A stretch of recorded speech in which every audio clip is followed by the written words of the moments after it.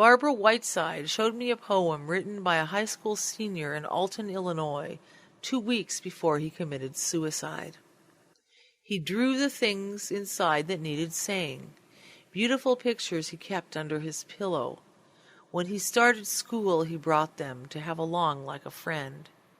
It was funny about school. He sat at a square brown desk, like all the other square brown desks, and his room was a square brown room, like all the other rooms, tight and close and stiff.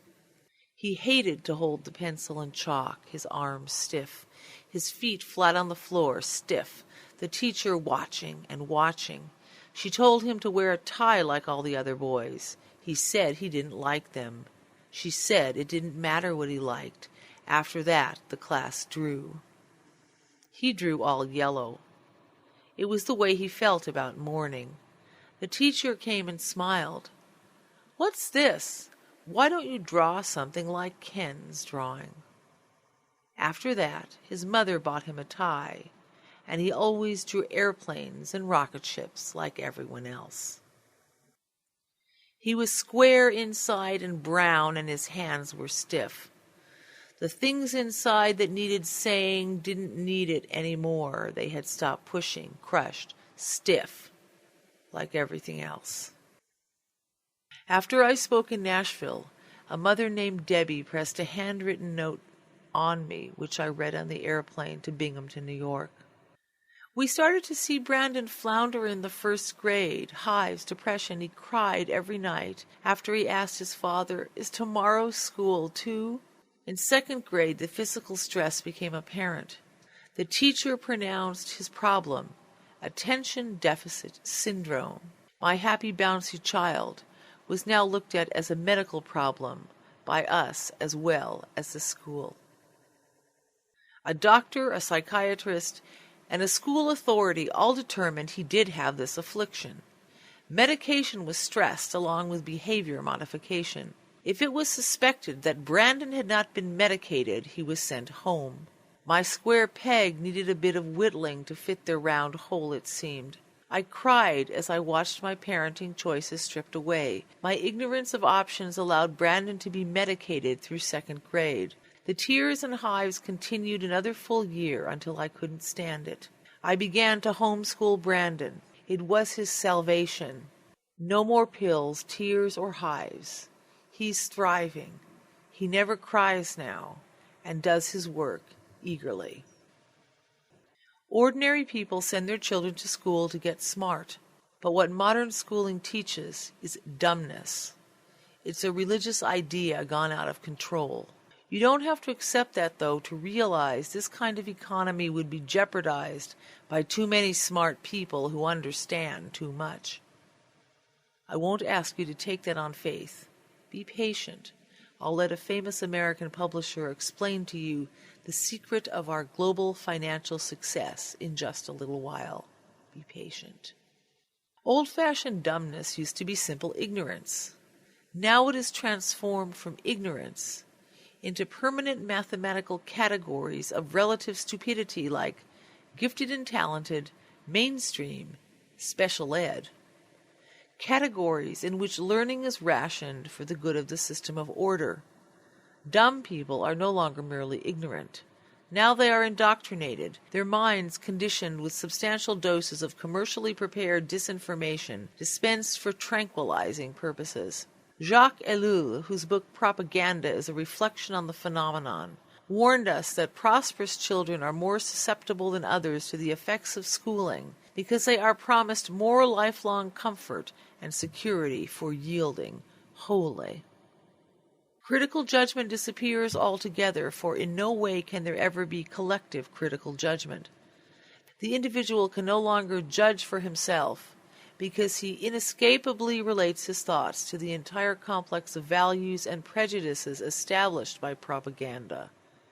With regard to political situations, he is given ready-made value judgments invested with the power of the truth by the word of experts.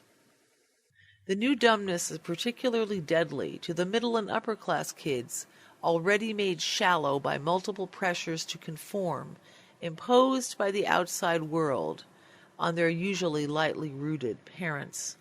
When they come of age, they are certain they must know something because their degrees and licenses say they do.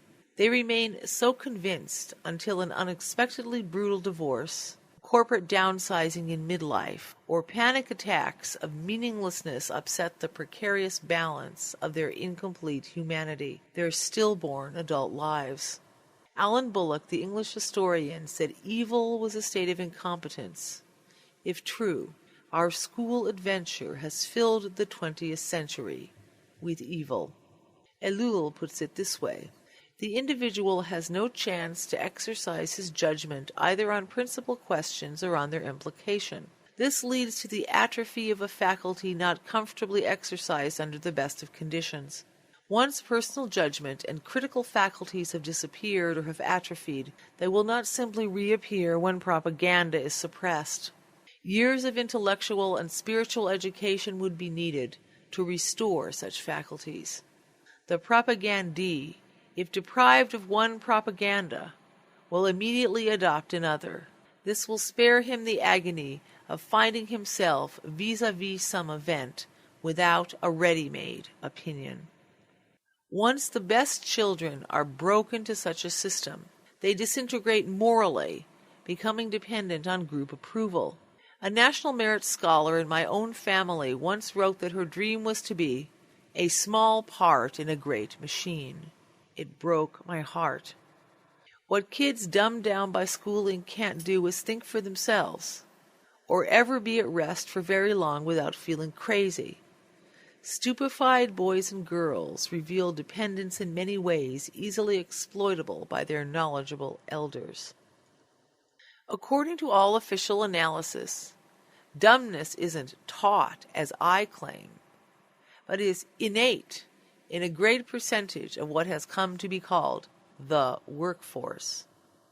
Workforce itself is a term that should tell you much about the mind that governs modern society. According to official reports, only a small fraction of the population is capable of what you and I call mental life. Creative thought, analytical thought, judgmental thought, a trio occupying the three highest positions on Bloom's taxonomy of educational objectives. Just how small a fraction would shock you. According to experts, the bulk of the mob is hopelessly dumb, even dangerously so. Perhaps you're a willing accomplice to this social coup which revived the English class system. Certainly you are, if your own child has been rewarded with a gifted and talented label by your local school. This is what Dewey means by proper social order.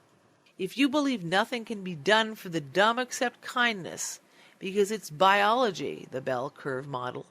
If you believe capitalist oppressors have ruined the dumb because they are bad people, the neo-Marxist model.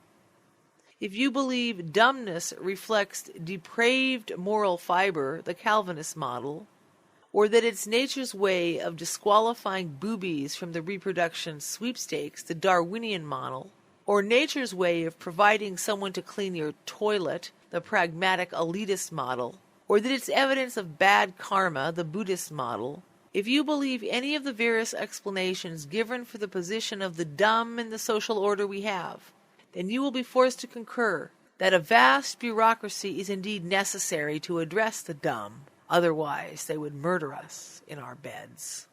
The shocking possibility that dumb people don't exist in sufficient numbers to warrant the careers devoted to tending them will seem incredible to you, yet that is my proposition. Mass dumbness first had to be imagined. It isn't real. Once the dumb are wished into existence, they serve valuable functions.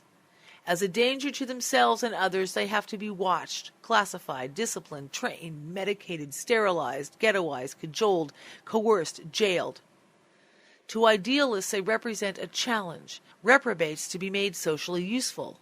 Either way you want it, hundreds of millions of perpetual children required paid attention from millions of adult custodians. An ignorant horde can be schooled one way or another.